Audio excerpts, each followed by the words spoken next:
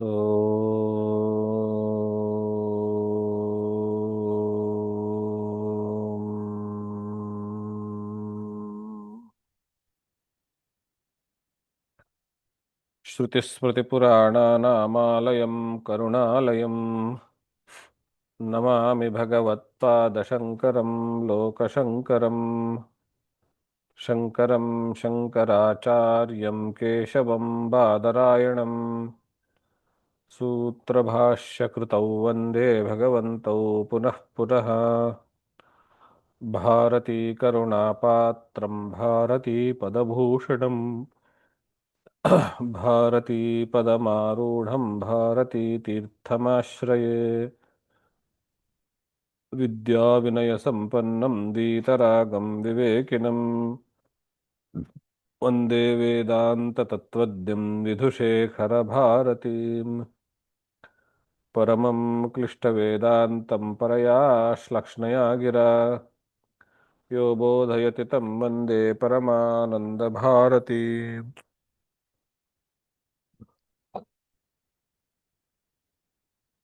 जन्माद्यस्य यतोऽन्वयादितरतश्चार्थेष्वभिद्यस्वराट् तेने ब्रह्महृदाय आदिकवये मुह्यन्ति यत्सूरयः तेजो वारिमृदां यथा विनिमयो यत्र त्रिसर्गो मृषा धाम्ना स्वेन सदा निरस्तकुहकं सत्यं परं धीमहि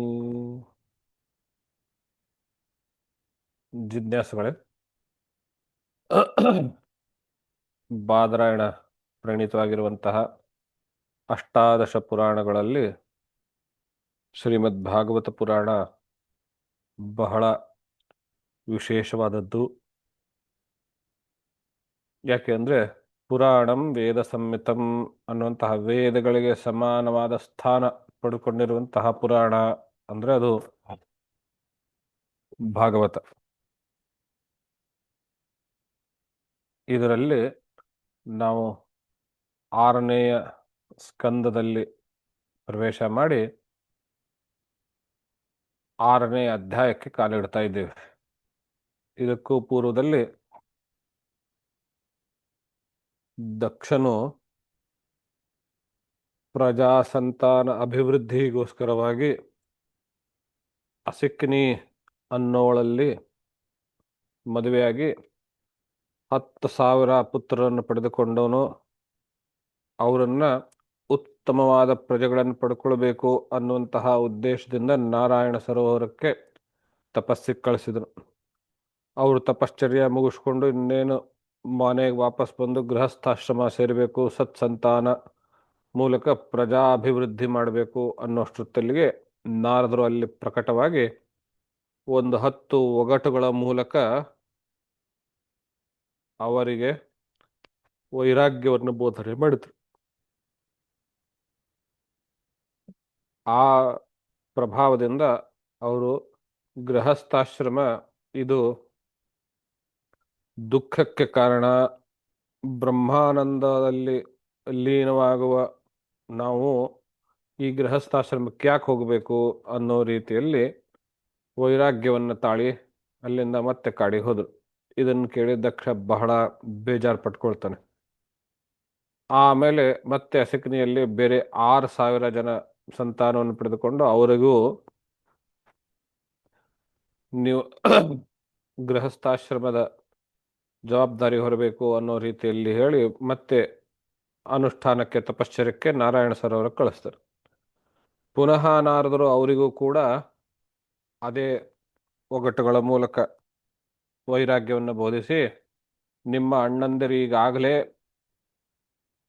ಅರಣ್ಯಗಳಲ್ಲಿ ಹೋಗಿ ತಪಶ್ಚರ್ಯಾದಿಗಳನ್ನು ಮಾಡಿ ಧ್ಯಾನಾದಿಗಳಿಂದ ಬ್ರಹ್ಮಜ್ಞಾನವನ್ನು ಪಡೆದುಕೊಂಡು ಅದರಲ್ಲೇ ಇರ್ತಾ ಇದ್ದಾರೆ. ನಿಮಗೆ ನಿಮ್ಮ ಅಣ್ಣಂದಿರ ಮೇಲೆ ಪ್ರೀತಿ ಇದ್ದರೆ ನೀವು ಅವರನ್ನು ಅನುಸರಿಸಬೇಕಲ್ವೇ ಅನ್ನೋ ರೀತಿಯಲ್ಲಿ ಅವರಿಗೂ ಕೂಡ ವೈರಾಗ್ಯವನ್ನು ಬೋಧನೆ ಮಾಡಿ ಹೊರಟು ಅವರು ಕಾಡಿಗೆ ಕಳಿಸ್ತಾರೆ. ಇದರಿಂದ ದಕ್ಷನಿಗೆ ಬಹಳ ಬೇಸರ ಅಲ್ಲ, ಸಿಟ್ಟು ಬರುತ್ತೆ ನಾರದರ ಮೇಲೆ. ಆವಾಗ ನಾರದರನ್ನು ಕುರಿತು ನೀನು ಮಾಡ್ತಾ ಇರುವಂತಹ ಕೆಲಸ ಇದು ಸಾಧುವಲ್ಲ, ಅನ್ನೋ ರೀತಿಯಲ್ಲಿ ಗೃಹಸ್ಥಾಶ್ರಮದ ವೈಭವವನ್ನ ಮತ್ತು ಗೃಹಸ್ಥಾಶ್ರಮದ ಕರ್ತವ್ಯಾದಿಗಳನ್ನ ನಾರದರ ಜೊತೆಗೆ ಹೇಳ್ತಾರೆ. ದೈವ ಪಿತ್ರ ಇತ್ಯಾದಿ ಋಣಗಳು ಅದು ನೀನು ಸನ್ಯಾಸಿ ಆದ್ರೆ ತೀರಿಸ್ಲಿಕ್ಕಾಗತ್ತೇನೋ ಅನ್ನುವಂತಹ ರೀತಿಯಲ್ಲಿ.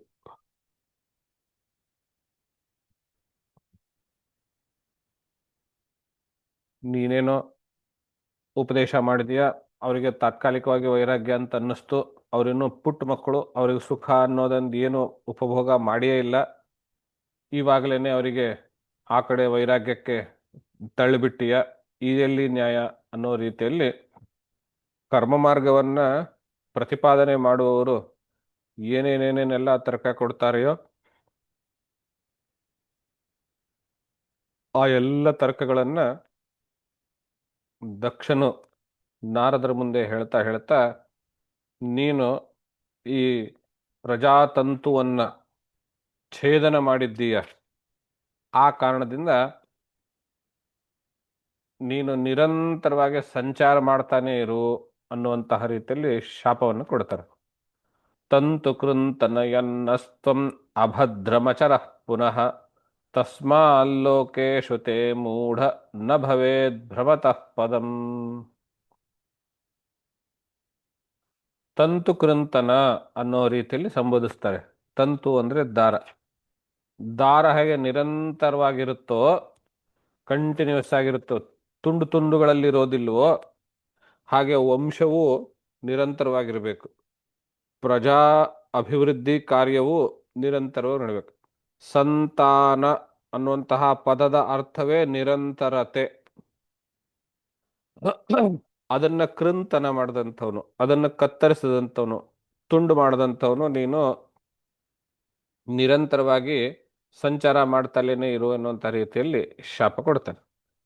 ಮುಂದೆ ದಕ್ಷನು ನಾನು ಕಷ್ಟಪಟ್ಟು ಅಂದ್ರೆ ತಪಶ್ಚರ್ಯಾದಿಗಳನ್ನು ಮಾಡಿ ಈ ಸಂತಾನಗಳನ್ನ ಪಡ್ಕೊಳ್ಬೇಕು, ಇವನು ನಾರದ ಬಂದು ಅವ್ರಿಗೆ ಉಪದೇಶ ಮಾಡಿ ಕಳಿಸ್ಬೇಕು, ಇದಕ್ಕೆ ಬೇಡ ಅಂಥೇಳಿ ಅವನು ಹೊಸ ಉಪಾಯ ಹುಡುಕ್ತಾನೆ.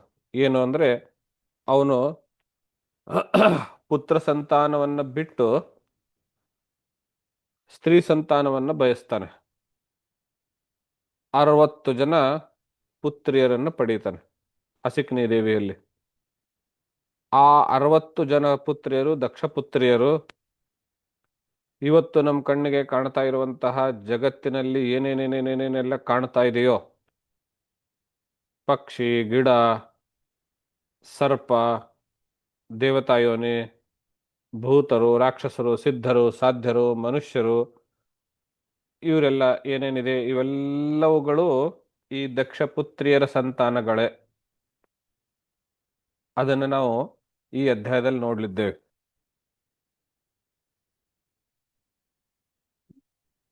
ಅರವತ್ತು ಜನ ಪುತ್ರಿಯರಲ್ಲಿ ಧರ್ಮರಾಜನಿಗೆ 13 ಜನ ಪುತ್ರಿಯರನ್ನು ಕೊಟ್ಟು ವಿವಾಹ ಮಾಡ್ತಾನೆ. ಕಾಶ್ಯಪನಿಗೆ ಧರ್ಮರಾಜನಿಗೆ 10 ಜನ, ಕಾಶ್ಯಪನಿಗೆ 13 ಜನ, ಕಶ್ಯಪ ಬ್ರಹ್ಮನಿಗೆ 13 ಜನ, ಚಂದ್ರನಿಗೆ 27 ಜನ, ಆಮೇಲೆ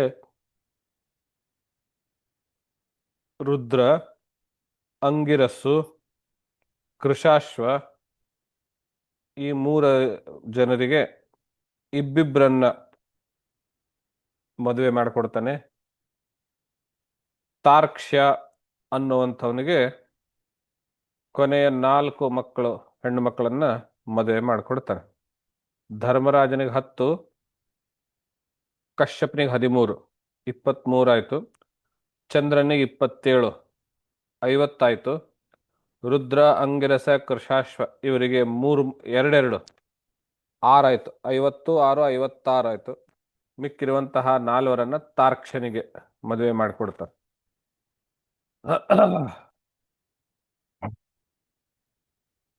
ನಾವು ನಮ್ಮ ಸಾಮಾಜಿಕ ಸಂಬಂಧಗಳು ಅಂದ್ರೆ ವಿಶೇಷವಾಗಿ ಮದುವೆ ಇತ್ಯಾದಿ ಸಂಬಂಧಗಳು ನೋಡ್ತಾ ಇದ್ದಾಗ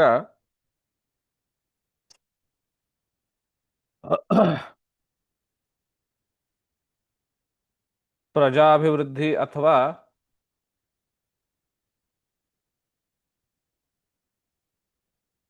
ಸಂಬಂಧಗಳು ವ್ಯಾಪ್ತಿ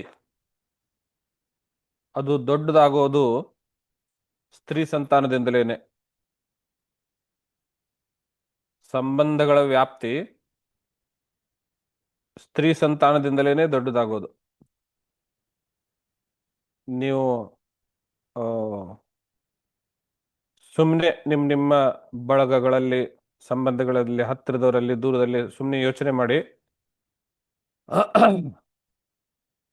ಸ್ತ್ರೀ ಸಂತಾನ ಜಾಸ್ತಿ ಇರೋರಲ್ಲಿ ಒಬ್ಬೊಬ್ರಿಗೆ ಒಂದೊಂದು ಮನೆಗೆ ಹೀಗೆ ವಿವಾಹ ಮಾಡಿಕೊಟ್ಟಾಗ ಅಷ್ಟು ಮನೆಗಳನ್ನ ಬೆಳಗುವಂತಹ ಕೆಲಸ, ಅಷ್ಟು ವಂಶಗಳನ್ನ ಮುಂದುವರಿಸುವಂತಹ ಕೆಲಸ ಸ್ತ್ರೀ ಸಂತಾನದಿಂದ ಸಾಧ್ಯ. ಪುತ್ರ ಸಂತಾನದಿಂದ ಒಂದೇ ಒಂದು ಮನೆಯ ವಂಶ ಮುಂದುವರಿಸುವಂತಹ ಸಾಧ್ಯ. ಇದನ್ನ ಮುಂಚೆ ಯೋಚನೆ ಮಾಡಿರುವಂಥವನು ದಕ್ಷನು. ನಾನಿದನ್ನ ಈ ಕಥೆನ ಈ ರೀತಿ ಅರ್ಥೈಸ್ತೇನೆ. ಯಾಕೆಂದ್ರೆ ಅವನು ಮುಂದೆ ಪುತ್ರ ಸಂತಾನವೆಲ್ಲ ಪ್ರಯತ್ನ ಮಾಡಿದ್ದ, ಅದು ಕಥಾಭಾಗ ಇರಲಿ. ಆಮೇಲೆ 60 ಮಂದಿ ಪುತ್ರಿಯರನ್ನು ಪಡೆದುಕೊಂಡಿರುವಂತಹ ಉದ್ದೇಶ, ಪುತ್ರ ಸಂತಾನದಿಂದ ಒಂದು ವಂಶ ಮಾತ್ರ ಅಭಿವೃದ್ಧಿ ಸಾಧ್ಯ. ಪುತ್ರಿ ಸಂತಾನದಿಂದ 60 ಪುತ್ರಿಯರು ಅಂತ ಹೇಳಿದ್ರೆ 60 ಬೇರೆ ಬೇರೆ ವಂಶಗಳನ್ನು ನಾವು ಬೆಳೆಸಬಹುದು ಅನ್ನುವಂತಹ ರೀತಿಯಲ್ಲಿ ಅವನು ಯೋಚನೆ ಮಾಡಿದ. ಹಾಗಾಗಿ ಸ್ತ್ರೀ ಸಂತಾನ ಅದು ಸಮಾಜಕ್ಕೆ ಒಂದು ಬಹಳ ದೊಡ್ಡ ವರ. ಸಮಾಜ ಮತ್ತು ಸಂಬಂಧಗಳನ್ನು ವಿಸ್ತರಿಸೋದಕ್ಕೆ, ಸಂಬಂಧಗಳ ವ್ಯಾಪ್ತಿ ಹೆಚ್ಚಿಗೆ ಮಾಡೋದಕ್ಕೆ ಸ್ತ್ರೀ ಸಂತಾನ ಬಹಳ ಒಂದು ವರದ ರೂಪದಲ್ಲಿ ನಾವು ಗಮನಿಸಬೇಕು. ಮುಂದೆ ಈ ಮಕ್ಕಳಿಗೆ, ಈ 60 ಜನ ಮಕ್ಕಳಿಗೆ ಮುಂದೆ ಯಾರ್ಯಾರು ಏನೇನು ಹುಟ್ಟಿದ್ರು ಅನ್ನುವಂತಹ ವಿಚಾರಗಳನ್ನು ಹೇಳ್ತಾರೆ. ಈ ಪಾಠದಲ್ಲಿ ಬರೀ ಸಂಬಂಧಗಳನ್ನೇ ನಾವು ಇವತ್ತಿನ ಈ ಅಧ್ಯಾಯದಲ್ಲಿ ಬರೀ ಸಂಬಂಧಗಳನ್ನೇ ನಾಡು, ಇಲ್ಲಿ ಚಿಂತನಾತ್ಮಕವಾಗಿರುವಂತಹ ವಿಚಾರ ಏನೂ ಇರೋದಿಲ್ಲ. ಆದರೆ ಪುರಾಣಗಳಲ್ಲಿ ಪ್ರಸಿದ್ಧವಾಗಿರುವಂತಹ ಪಾತ್ರಗಳು, ಹೆಸರುಗಳು, ಅವರು ಯಾರ್ಯಾರ ಮಕ್ಕಳು ಅನ್ನುವಂತಹದ್ದು ನಾವು ಇಲ್ಲೇ ನೋಡಬಹುದು.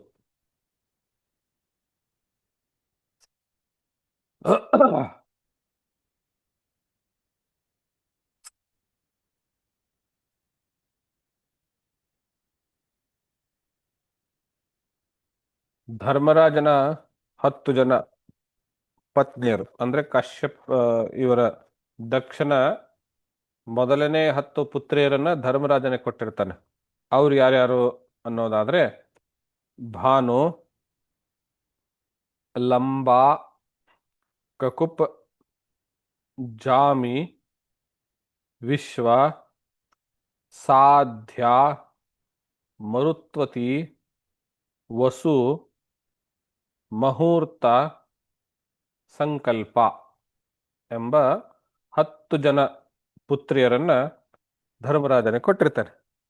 ಇವರಲ್ಲಿ ಯಾರ್ಯಾರು ಹುಟ್ಟುತ್ತಾರೆ ಅನ್ನೋದನ್ನು ನೋಡೋದಾದ್ರೆ, ಆ ಧರ್ಮರಾಜನ ಮೊದಲನೇ ಹೆಂಡತಿ ಭಾನು, ಆ ಭಾನುದೇವಿಯಲ್ಲಿ ದೇವ ಮತ್ತು ಋಷಭ ಎನ್ನುವಂತಹ ಇಬ್ಬರು ಪುತ್ರರು ಜನಿಸ್ತಾರೆ.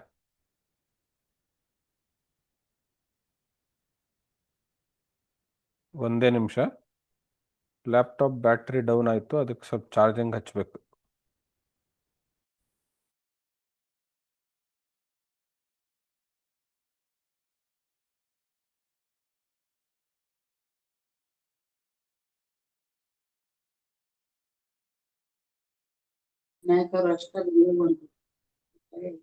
ಹರಿ ಓಂ.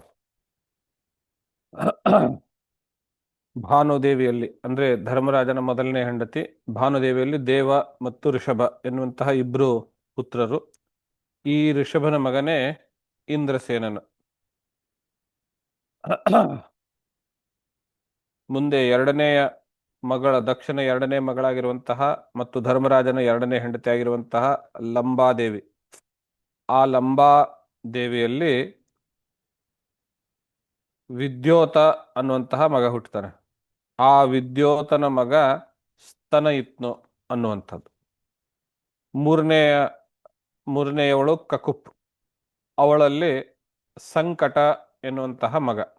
ಈ ಸಂಕಟನಿಗೆ ಕೀಕಟ ಅನ್ನುವಂತಹ ಮಗ. ಈ ಕೀಕಟನು ಆಳಿರುವಂತಹ ಪ್ರದೇಶದಲ್ಲಿಯೇನೆ ಮುಂದೆ ಬುದ್ಧಾವತಾರ ಅಥವಾ ಕಲ್ಕಿ ಅವತಾರ, ಕೀಕಟೇಶು ಪ್ರವರ್ತತೆ ಅಂತ ಬರುತ್ತೆ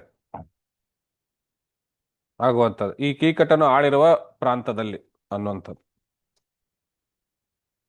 ನಂತರದಲ್ಲಿ ವಿಶ್ವಾದೇವಿಯಲ್ಲಿ ಜಾಮಿ.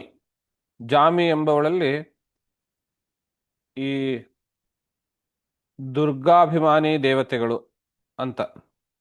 ದುರ್ಗಾಭಿಮಾನಿ ದೇವತೆಗಳು ಅನ್ನೋದಾದ್ರೆ ಇವತ್ತಿನ ಭಾಷೆನಲ್ಲಿ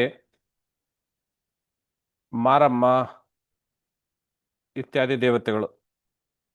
ಈ ಬೆಂಗಳೂರಲ್ಲಿ ಮಾರಿಕಾಂಬಾ ದೇವಸ್ಥಾನ ಇದೆ, ಮಾರಮ್ಮ ಅಂತಿದೆ. ಈ ಹೈದರಾಬಾದಲ್ಲಿ ಅದರಲ್ಲೇ ಮೈಸಮ್ಮ ಅಂತಿದೆ.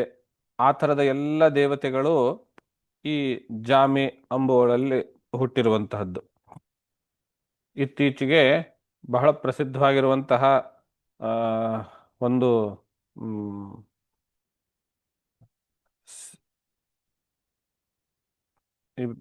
ಇದರಲ್ಲಿ ತೆಲಂಗಾಣದಲ್ಲಿ ಇದನ್ನು ಬಹಳ ಅದ್ಧೂರಿಯಾಗಿ ಆಚರಿಸ್ತಾರೆ ಆ ಹಬ್ಬ.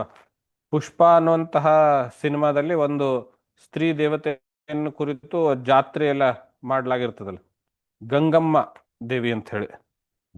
ಗಂಗಮ್ಮ ದೇವಿ ಅಂತ ಹೇಳಿ ಅದ್ರ ಬಗ್ಗೆ ಬಹಳವಾಗಿ ಜನ ಶ್ರದ್ಧೆಯಿಂದ ನಡ್ಕೊಳ್ತಾರೆ. ಈ ಸವದತ್ತಿಯಲ್ಲಿ ಎಲ್ಲಮ್ಮ ಅಂತಿದೆ, ಶಿರಸಿನಲ್ಲಿ ಮಾರಿಕಾಂಬ ಅಂತಿದೆ, ಮಾರಮ್ಮ ಅಂತ ಹೇಳ್ತಾರೆ. ಈ ಬೆಂಗಳೂರಲ್ಲಿ ಮಾರಮ್ಮ ಸರ್ಕಲ್ ಅಂತೂ ಇದೆ, ಗಂಗಮ್ಮ ಸರ್ಕಲ್ ಅಂತೂ ಇದೆ.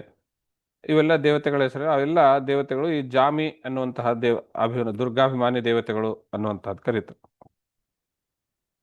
ಈ ದೇವಿಯಲ್ಲಿ ವಿಶ್ವೇ ದೇವತೆಗಳು ಹುಟ್ಟುತ್ತಾರೆ. ವಿಶ್ವೇ ದೇವತೆಗಳು ಇವರು ಪೂರ್ವದಲ್ಲಿ ಪಿತೃದೇವತೆಗಳಾಗಿರ್ತಾರೆ. ಅಗ್ನಿಹೋತ್ರಾದಿ ವಿಶೇಷ ಯಜ್ಞ ಯಾಗಾದಿಗಳನ್ನು ಮಾಡಿ ಆ ಯಜ್ಞದ ಫಲದಿಂದ ವಿಶ್ವೇ ದೇವತೆಗಳಾಗಿ ಹುಟ್ಟಿರ್ತಾರೆ.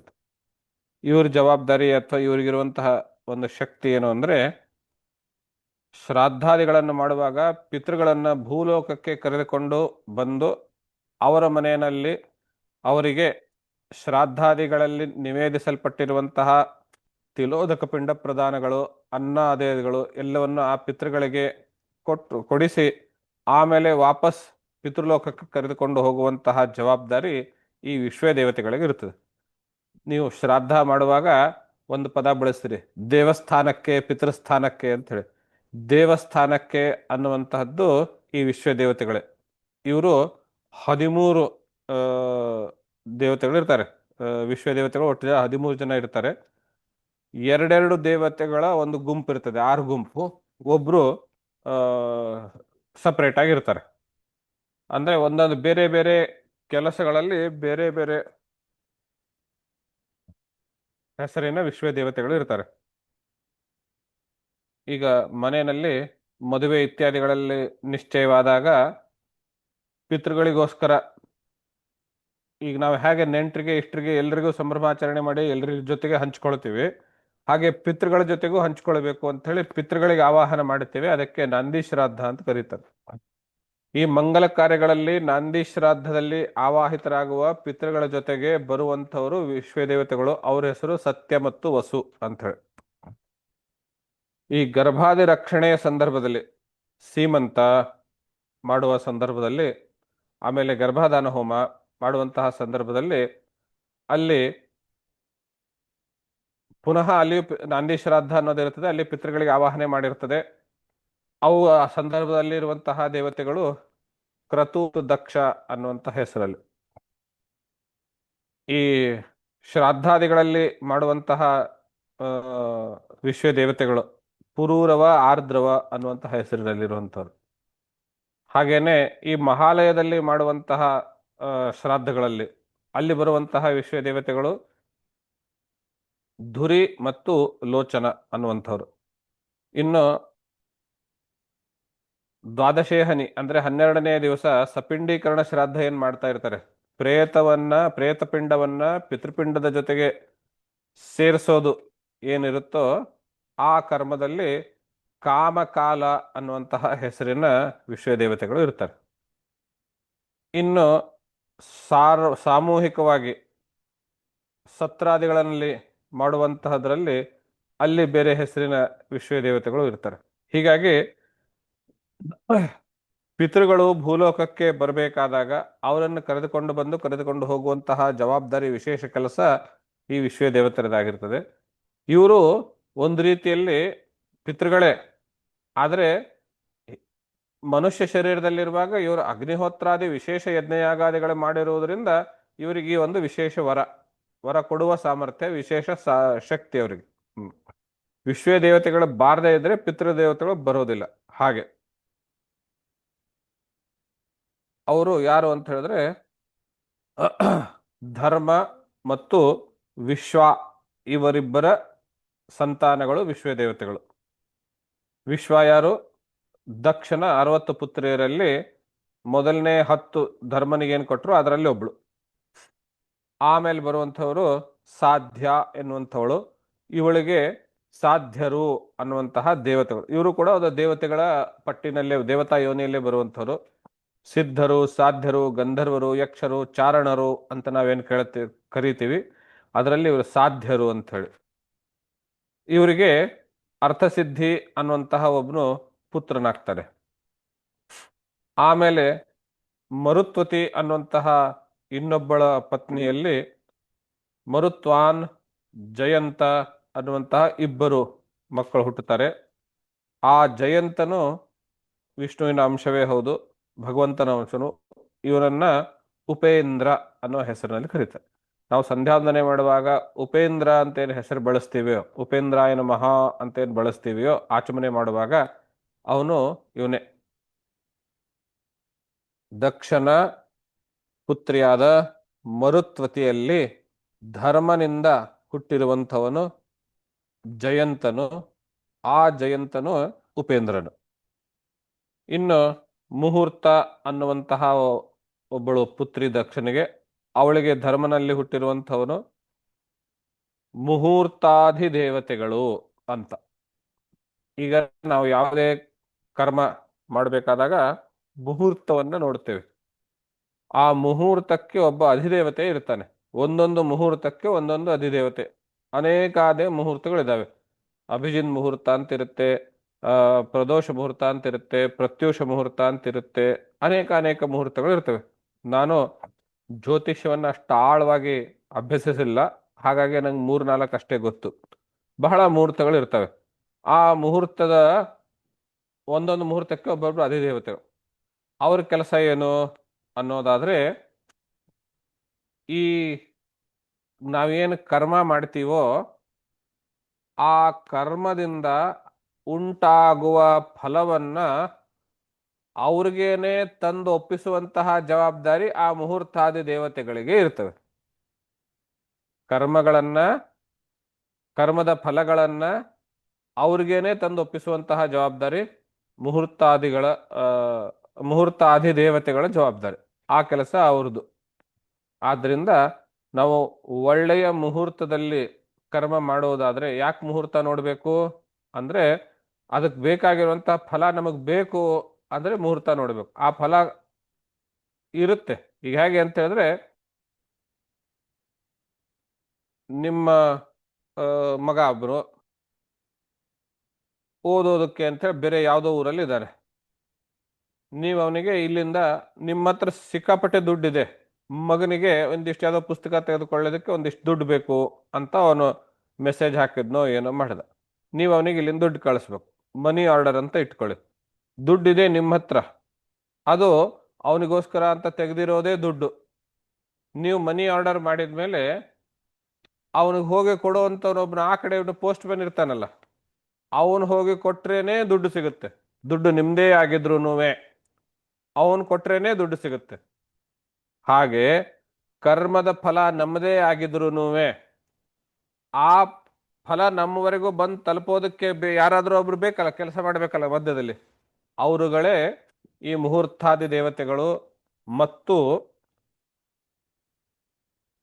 ಗ್ರಹಗಳು, ನಕ್ಷತ್ರಾದಿ ದೇವತೆಗಳು.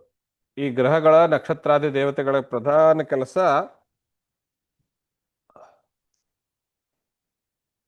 ನಮ್ಮ ಆ, ನಮ್ಮ ಭಾಗ್ಯದಲ್ಲಿ ಬರೆದಿರುವಂತಹ ಫಲಗಳು ಏನಿದಾವೆ ನಮ್ಗೆ ಏನೇನು ಸಿಗಬೇಕೋ ಅದನ್ನೆಲ್ಲ ತಂದು ಕೊಡುವಂಥವ್ರು ಇವರು. ಈಗ ಆಲ್ರೆಡಿ ನಮಗೋಸ್ಕರ ಇರುತ್ತೆ ಅಲ್ಲಿ ಬರೆದಿಟ್ಟಿರ್ತಾರೆ, ಅದು ನಮ್ಮವರೆಗೂ ಮುಟ್ಟಿಸುವಂಥವ್ರು ಇವರು.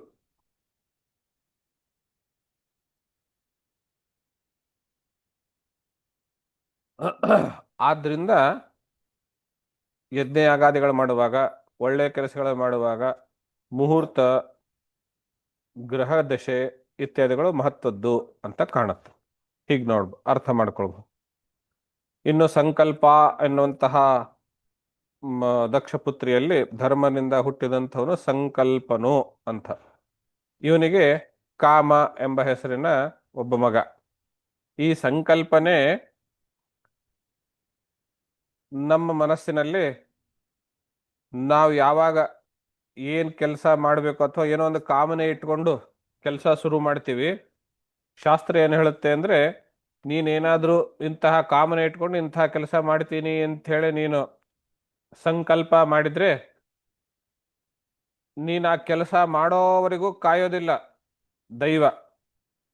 ಸಂಕಲ್ಪ ಮಾತ್ರದಿಂದಲೇನೆ ನಿನಗೆ ಫಲ ಕೊಡೋದಕ್ಕೆ ಶುರು ಆಗುತ್ತೆ ಅಂತ. ಬಹಳ ಜನ ಹರಕೆ ಹೊತ್ತಿರ್ತಾರೆ ನೋಡಿ, ಮದುವೆ ಆಗ್ಲಿ ನಮ್ಮ ಮಗನಿಗೆ ಅಂತ ಹೇಳಿ, ಮದುವೆ ಆದ್ಮೇಲೆ ಮಾಡ್ತೀನಿ ಅಂತ ಹೇಳಿ. ಮದುವೆ ಆಗಿರೋದಿಲ್ಲ, ಆದ್ರೂ ಅವ್ರು ಮದುವೆ ಆಗ್ಬೇಕು ಅನ್ನೋದೇ ತಾನೇ ಅವ್ರ ಸಂಕಲ್ಪ. ಅವ್ರು ಏನ್ ಬೇಡ್ಕೊಂಡಿರ್ತಾರೆಯೋ, ಹರಕೆ ಹೊತ್ತಿರ್ತಾರೆಯೋ ಅದಿನ್ನೂ ಮಾಡಿರೋದಿಲ್ಲ, ಆದ್ರೂ ಕೆಲಸ ಆಗುತ್ತೆ ಅಂದ್ರೆ ಏನರ್ಥ? ಸಂಕಲ್ಪ ಮಾತ್ರದಿಂದಲೇನೆ ಕೆಲಸ ಕೊಡೋದು ಶುರು, ಅದು ಫಲ ಕೊಡೋದು ಶುರು ಆಗುತ್ತೆ. ಇದು ಕಲಿಯುಗದ ವಿಶಿಷ್ಟ ಧರ್ಮ. ಮುಂಚೆ ಹೇಗಿತ್ತು ಅಂದ್ರೆ, ನಾವು ಹೇಳ್ತೇವೆ ಕ್ಯಾಶ್ ಅಂಡ್ ಕ್ಯಾರಿ ಅಂತ ಹೇಳ್ತಾರೆ. ಈ ಇದರಲ್ಲಿ ದುಡ್ಡು ಕೊಡಿ ಸಾಮಾನು ತೆಗೆದುಕೊಂಡು ಹೋಗಿ ಅಂತ ಹೇಳಿ. ಕಲಿಯುಗದಲ್ಲಿ ಆ ವ್ಯವಸ್ಥೆ ಇಲ್ಲ. ನೀವು ದುಡ್ಡು ಕೊಡ್ತೀನಿ ಅಂತೇಳಿ ಮಾತು ಕೊಟ್ರೆ ಸಾಕು, ನಾವು ಅದರ ವಿಶ್ವಾಸದ ಮೇಲೆ ನಾವು ನಿಮಗೆ ಬರಬೇಕಾಗಿರುವಂತಹ ಫಲಗಳನ್ನು ಕೊಡ್ತೀವಿ ಅಂತ. ಈ ಟ್ರೇಡಿಂಗ್ ಮತ್ತು ಏಜೆನ್ಸಿ ಬಿಸಿನೆಸ್ ನಲ್ಲಿ ಇದಕ್ಕೆ ಆನ್ ಅಂತಾರೆ. 40 ದಿವಸ ಆನ್ ಕೊಡ್ತಾನೆ ಅಂತ ಹೇಳ್ತಾರೆ. ಅಂದ್ರೆ ನಾನು ಸರಕು ತಗೊಂಡ್ ಬರೋದು, 40 ದಿವಸದ ನಂತರ ಅವನಿಗೆ ದುಡ್ಡು ಕೊಡೋದು ಅಂತ. ಅಂದ್ರೆ 40 ದಿವಸದಲ್ಲಿ ಸರಕು ವ್ಯಾಪಾರ ಎಲ್ಲ ಮಾರಾಟ ಆಗಿರುತ್ತೆ ಅನ್ನುವಂಥ ಲೆಕ್ಕ. ಹಾಗೆ ಆ ಸಂಕಲ್ಪನು ಪ್ರಬಲನಾಗಿದ್ರೆ ನಾವು ಮಾಡಬೇಕು ಅಂದ್ಕೊಂಡಿರುವಂತಹ ಕರ್ಮ ಶುರು ಮಾಡೋದಕ್ಕಿಂತಲೂ ಪೂರ್ವದಲ್ಲಿಯೇನೆ ಫಲ ಕೊಡ್ತಾನೆ. ಅದು ಈ ಸಂಕಲ್ಪನ ಕೆಲಸ. ಯಾರವನು ಅಂದ್ರೆ, ಧರ್ಮ ಮತ್ತು ಸಂಕಲ್ಪ ಎನ್ನುವಳ ದಕ್ಷಪುತ್ರಿಯಲ್ಲಿ ಹುಟ್ಟಿರುವಂಥವನು ಸಂಕಲ್ಪನು. ಇವನಿಂದಲೇನೆ ಕಾಮ ಅಂತ ಹುಟ್ಟುದು. ಯಾವಾಗ ನಾವು ಅಂದ್ಕೊಳ್ತೀವೋ, ಉದಾಹರಣೆಗೆ ಒಬ್ಬ ವಿದ್ಯಾರ್ಥಿ ಈ ಸರ್ತಿ ನಾನು ಆ, ಇಷ್ಟು ಪರ್ಸೆಂಟೇಜ್ ಬಂದ್ರೆ ನಿನಗೆ ಒಂದು ಆ, ಪಂಚಾಮೃತ ಅಭಿಷೇಕ ಮಾಡಿಸ್ತೇನೆ ಅಂತ ಒಂದು ಯಾವ್ದೋ ಹರಕೆ ಹೊತ್ತಿರ್ತ. ಅವನು ಅನ್ಕೊಂಡ ಹಾಗೆ ಅವನಿಗೆ ಆ, ಆ ರೀತಿ ಅಂಕಗಳು ಬರ್ತವೆ. ಆಮೇಲೆ ಅವನು ಆ, ಸಂಕಲ್ಪ ಈಡೇರಿಸೋದಕ್ಕೆ ಹೋಗ್ತಾನೆ. ಆವಾಗ ಯಾರದೇ ಆದ್ರೂ ಮನಸ್ಸಿನಲ್ಲಿ ಏನ್ ಬರುತ್ತೆ? ನನಗೇನೇನು ಬೇಕೋ ಎಲ್ಲ ಇದೇ ಮಾರ್ಗದಲ್ಲಿ ಕೇಳ್ಕೊಂಡ್ರಾಯ್ತಲ್ಲ ಅಂತ. ಅದು ಕಾಮ. ಆದ್ರಿಂದ ಸಂಕಲ್ಪನ ಮಗ ಅವನು ಕಾಮ ಅನ್ನುವಂತಹದ್ದು. ಹೀಗೆ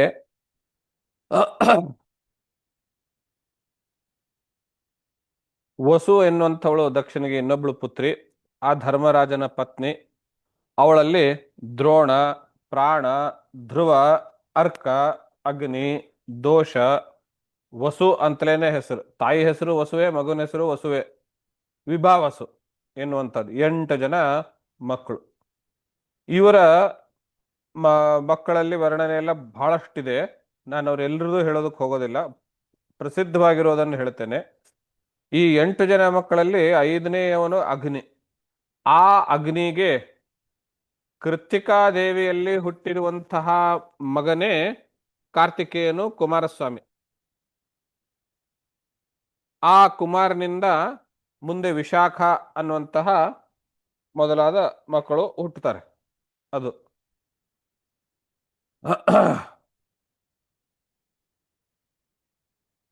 ಮತ್ತೆ ಮತ್ತೊಬ್ಬ ಆ, ಪ್ರಸಿದ್ಧ ಪುರುಷನು ಅನ್ನುವಂಥದ್ದಾದ್ರೆ,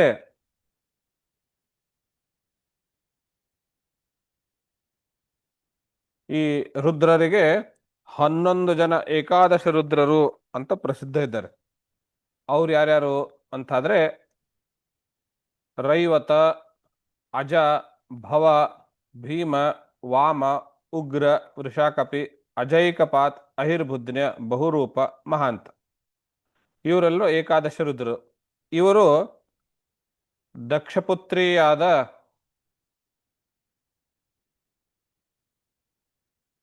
ಸುರೂಪಾದೇವಿಯಲ್ಲಿ ರುದ್ರನಿಂದ ಹುಟ್ಟಿರುವಂಥವ್ರು. ನೆನ್ಪಿರ್ಲಿ, 10 ಜನ ಧರ್ಮರಾಜನಿಗೆ, 13 ಜನ ಕಶ್ಯಪನಿಗೆ, 27 ಜನ ಚಂದ್ರನಿಗೆ ಕೊಟ್ಟ ಮೇಲೆ ರುದ್ರನಿಗೆ 2 ಪತ್ನಿಯರನ್ನು ಕೊಡ್ತಾರಲ್ಲ, 2 ಮಕ್ಕಳನ್ನು ಕೊಡ್ತಾನಲ್ಲ. ಒಬ್ಬಳು ಸುರೂಪಾದೇವಿ. ಅದರಲ್ಲಿ ಆ ಸುರೂಪಾದೇವಿಯಲ್ಲಿ ಅವನಿಗೆ 11 ಜನ ಮಕ್ಕಳು ಹುಟ್ಟುತ್ತಾರೆ. ಅವರು ಏಕಾದಶ ರುದ್ರರು ಅಂತ. ಇನ್ನೊಬ್ಬ ಪತ್ನಿ ಅಂದ್ರೆ ಇನ್ನೊಬ್ಬ ಮಗಳು, ಅವಳಲ್ಲಿ ಅವನಿಗೆ ರುದ್ರ ಗಣಗಳು ಅಂತ ಏನ್ ಕರಿತೇವೆ, ಪ್ರಮಥಾದಿ ಗಣಗಳು ಅಂತ ಏನ್ ಕರಿತೇವೆ, ಆ ನಂದಿ, ಭೃಂಗಿ, ಈ ಅಮರಕೋಶದಲ್ಲಿ ಇರುತ್ತೆ. ಅವ್ರ ಹೆಸರುಗಳು ಬಹಳ ಚಿತ್ರ ವಿಚಿತ್ರವಾಗಿರ್ತವೆ. ನಂದಿ ಭೃಂಗಿ ರಿಟಸ್ತುಂಡಿ ನಂದಿ ನೌ ನಂದಿಕೇಶ್ವರ ಅನ್ನುವಂಥದ್ದು, ಈ ತರ ಹೆಸರಿರುತ್ತೆ. ಈ ಎಲ್ಲ ಅವರುಗಳ ವರ್ಣನೆಯನ್ನು ಗಿರಿಜಾ ಕಲ್ಯಾಣ ಸಂದರ್ಭದಲ್ಲಿ ರುದ್ರನ ಆ ಈ ಶಿವನ ಮದುವೆ ಮೆರವಣಿಗೆ ಹೇಗಿತ್ತು ಅನ್ನುವಂತಹದ್ದು ವರ್ಣನೆ ಮಾಡ್ತಾರೆ. ಬಹಳ ಸ್ವಾರಸ್ಯಕರವಾಗಿರುತ್ತೆ ರುದ್ರಗಣ ಹೇಗಿರುತ್ತೆ ಅಂತ ಹೇಳಿ. ಶರೀರದಲ್ಲಿ ಯಾವುದೂ ಪಾರ್ಟ್ ಸರಿಯಾದ ಜಾಗದಲ್ಲಿ ಇರೋದಿಲ್ಲ ಅವರಿಗೆ, ಒಂದೇ ಮಾತಲ್ಲಿ ಹೇಳಬೇಕು ಅಂದ್ರೆ. ಅವುಗಳಿಗೆ ಭೂತಗಣ ಅಂತೂ ಕರೀತಾರೆ, ಪ್ರಮಥಾದಿ ಗಣಗಳು ಅಂತಲೂ ಕರೀತಾರೆ. ಅವರು ದಕ್ಷನ ಇನ್ನೊಬ್ಬ ಪುತ್ರಿಯಲ್ಲಿ ಈ ರುದ್ರನಿಂದ ಹುಟ್ಟಿರುವಂಥವ್ರು.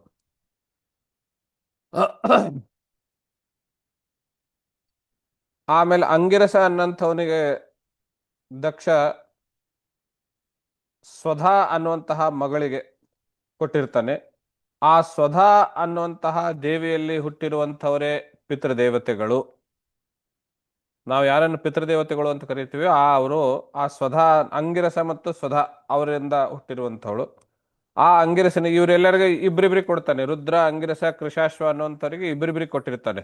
ಇನ್ನೊಬ್ಬ ಪತ್ನಿ ಅಂಗಿರಸನಿಗೆ ಒಬ್ಬಳು ಸ್ವಧಾ, ಇನ್ನೊಬ್ಬಳು ಸತಿ. ಆ ಸತಿಯಲ್ಲಿ ಹುಟ್ಟಿರುವಂಥವನು ಅಥರ್ವಾಂಗಿರಸ. ಅವನೇ ಮುಂದೆ ಅಥರ್ವೇದಕ್ಕೆ ಜನಕನು ಅಥವಾ ಅಥರ್ವೇದಕ್ಕೆ ಕಾರಣನೋ ಅನ್ನುವಂಥವನು ಆಗ್ತಾನೆ. ಈ ಚಂದ್ರನಿಗೆ ಕೊಟ್ಟಿರುವಂತಹ 27 ಜನ ಪತ್ನಿಯರು ಅಂದ್ರೆ ಅವ್ರ 27 ನಕ್ಷತ್ರಗಳೇ. ಅವನು ಚಂದ್ರನು ತನ್ನ ಸೌಂದರ್ಯದಿಂದ, ಅಹಂಕಾರದಿಂದ ದಕ್ಷನಿಗೆ ಒಂದು ಬಾರಿ ಒಂದು ರೀತಿಯ ಕೋಪ ಬರೆಸುವಂತಹ ಕೆಲಸ ಆಗತ್ತೆ. ಆವಾಗ ದಕ್ಷನ ಒಂದು ಕೋಪದಿಂದ ಚಂದ್ರನಿಗೆ ಕ್ಷಯರೋಗ ಬರುತ್ತೆ. ಅಂದ್ರೆ ಅವನು ದಿನ ಕ್ಷಯಿಸ್ತಾ ಹೋಗ್ತಾನೆ.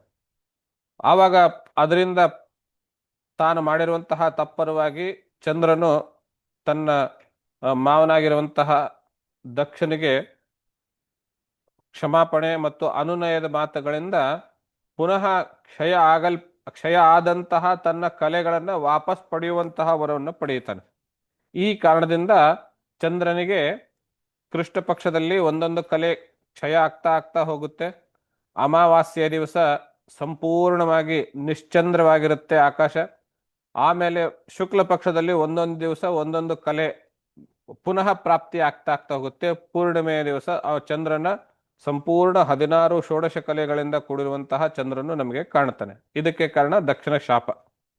ಆದರೂ ಅವನಿಗೆ ಕ್ಷಯರೋಗ ಇರುವುದರಿಂದ ಈ 27 ಪತ್ನಿಯರಲ್ಲಿಯೂ ಅವನಿಗೆ ಯಾವುದೇ ರೀತಿಯ ಸಂತಾನ ಅನ್ನುವಂಥದ್ದಾಗ್ಲಿಂದ್ರ ಆದ್ರಿಂದ ಅವನು ಅಪುತ್ರವಂತನ ಆಗ್ತಾನೆ. ಆ ಶಾಪಕ್ಕೆ ಪರಿಹಾರ ಅನ್ನುವಂಥದ್ದು ಯಾವ್ದು ಸಿಗೋದಿಲ್ಲ. ತಾನು ಕ್ಷಯ ಆಗಿರೋದನ್ನು ವಾಪಸ್ ಪಡ್ಕೊಳ್ಳುವಂತಹ ಕಲೆಗಳನ್ನು ವಾಪಸ್ ಪಡ್ಕೊಳ್ಳುವಂತಹದ್ದನ್ನು ಅಷ್ಟನ್ನು ಮಾತ್ರ ಅವನು ಪಡೆದುಕೊಳ್ಳೋದಕ್ಕೆ ಸಾಧ್ಯ ಆಗ್ತಾನೆ. ಇನ್ನು ತಾರ್ಕ್ಷನಿಗೆ ಕೊಟ್ಟಿರುವಂತಹ 2 ಪತ್ನಿಯರಲ್ಲಿ ಕೊನೆಗೆ ತಾರ್ಕ್ಷ ಅನ್ನೋಂಥವರಿಗೆ ತನ್ನ 4 ಜನ ಪತ್ನಿಯರನ್ನ ಮಕ್ಕಳನ್ನ ಕೊಟ್ಟಿರ್ತಾನೆ. ವಿನುತ, ಕದ್ರು, ಪತಂಗಿ, ಯಾಮಿನಿ ಅಂತ ಹೇಳಿ. ಈ ಪತಂಗಿಯ ಮಕ್ಕಳೇ ಪಕ್ಷಿಗಳು, ಯಾಮಿನಿಯ ಮಕ್ಕಳೇ ಮಿಡತೆಗಳು, ವಿನುತ ಇವಳ ಮಕ್ಕಳೇ ಗರುಡ ಮತ್ತು ಸೂರ್ಯನ ಸಾರಥಿಯಾಗಿರುವಂತಹ ಅರುಣ. ವಿನುತನ ಮಕ್ಕಳು. ಅದಕ್ಕೆ ಗರುಡನಿಗೆ ವೈನತೇಯ ಅಂತ ಹೆಸರು. ವಿನುತಸ್ಯ ಅಪತ್ಯಂ ಪುಮಾನ್ ವೈನತೇಯ ಅನ್ನುವಂಥ. ಆಮೇಲೆ ಕೊನೆಯದಾಗಿರುವಂತಹ ಕದ್ರು ಒಳಗೆ ಸರ್ಪಾದಿಗಳು. ಆ ಕದ್ರುವಿನಲ್ಲಿ ಸರ್ಪಗಳನ್ನ ಸರ್ಪಗಳೇ ಅವಳ ಸಂತಾನ ಹಾಗೆ ಇರುವಂತಹದ್ದು. ಮುಂದೆ ಕಶ್ಯಪನಿಗೆ 13 ಜನ ಕೊಟ್ಟಿರ್ತಾರೆ. ಆ 13 ಜನ ಹೆಂಡತಿಯರ ಹೆಸರುಗಳು ಅದಿತಿ, ದಿತಿ, ಧನು, ಕಾಷ್ಠ, ಅರಿಷ್ಠ, ಸರಸ, ಇಳ, ಮುನಿ, ಕ್ರೋಧವಶ, ತಾಮ್ರ, ಸುರಭಿ, ಸರಮ, ತಿಮಿ ಎನ್ನುವಂಥದ್ದು.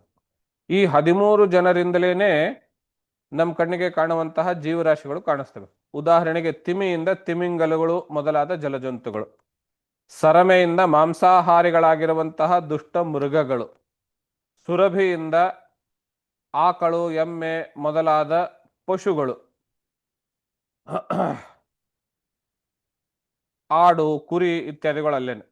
ತಾಮ್ರಾದೇವಿಯಿಂದ ಗಿಡುಗ, ಹದ್ದು ಮೊದಲಾದ ಪಕ್ಷಿ ಜಾತಿ, ಮುನಿ ಎಂಬವಳಿಂದ ಅಪ್ಸರ ಸ್ತ್ರೀ, ಕ್ರೋಧವಶೆ ಎಂಬವಳಿಂದ ಅನೇಕ ರೀತಿಯ ಸರ್ಪಗಳು, ಇಳ ಎಂಬವಳಿಂದ ವೃಕ್ಷ ಜಾತಿಗಳು, ಸುರಸ ಎಂಬವಳಿಂದ ಯಾತುಧಾನರು ಎಂಬ ಹೆಸರಿನಿಂದ ಕರೆಯಲ್ಪಡುವಂತಹ ರಾಕ್ಷಸರು, ಅರಿಷ್ಟ ಎಂಬವಳಿಂದ ಗಂಧರ್ವರು, ಕಾಷ್ಠ ಎಂಬವಳಿಂದ ಒಂದೇ ಒಂದು ಗೊರಸುಳ್ಳಂತಹ ಕುದುರೆ ಮೊದಲಾದ ಪ್ರಾಣಿಗಳು, ಕುದುರೆ, ಒಂಟೆ ಇತ್ಯಾದಿಗಳು ಪಶು ಜಾತಿಗಳು.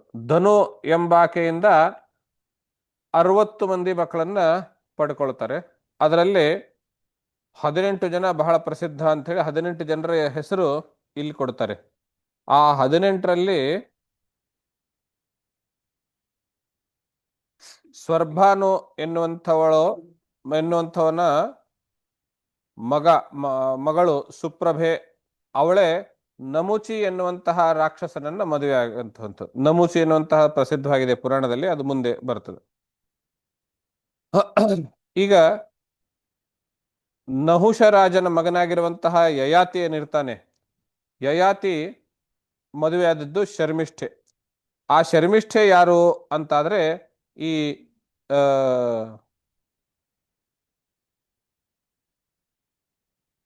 ಧನುವಿನ ಮಗಳೇ ಅವಳು. ಈ ಇದರಲ್ಲಿ 60 ಜನರ ಮಗಳಲ್ಲಿ ಒಬ್ಬಳು ಮಗಳು ಯಯಾತಿ, ಶರ್ಮಿಷ್ಠೆ ಅನ್ನುವಂಥವಳು. ಆಮೇಲೆ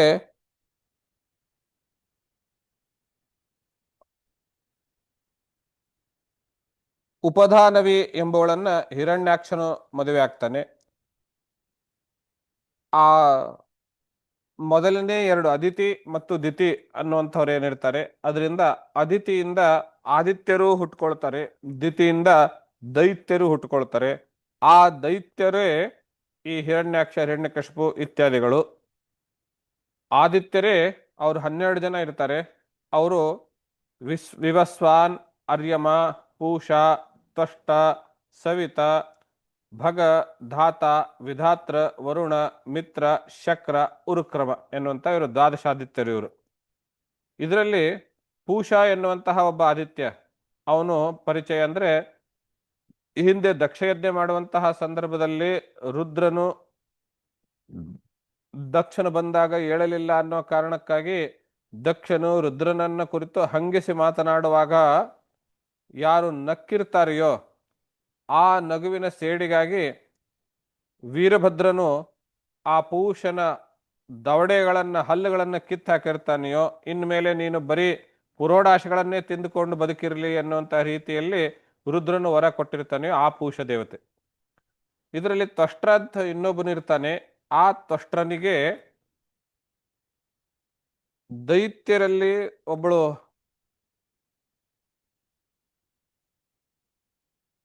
ಕನ್ಯೆ, ದೈತ್ಯರ ತಂಗಿ, ಅವಳು